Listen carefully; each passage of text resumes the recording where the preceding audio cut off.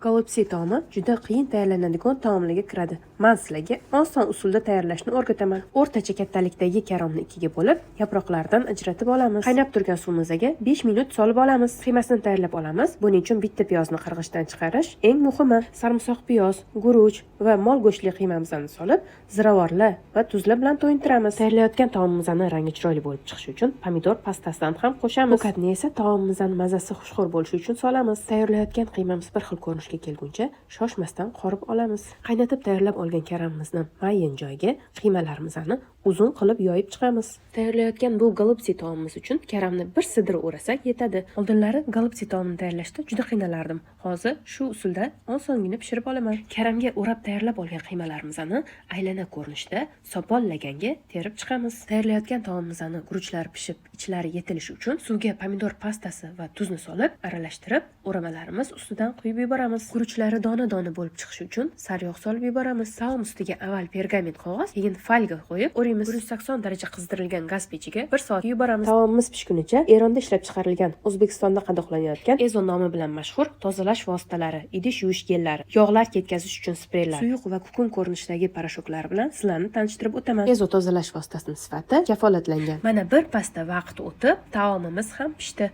Ustiga ko'katlarni sepib, o'zimiz xohlagan usulda dasturxonga tortamiz. Tayyorlagan taomim sizga yoqdimi? Yoqqan bo'lsa, menga obuna bo'ling. Yurakchani qizartirib qo'ying. Videoni yo'qotib qo'ymaslik uchun saqlab oling. Yoqimli ishtaha.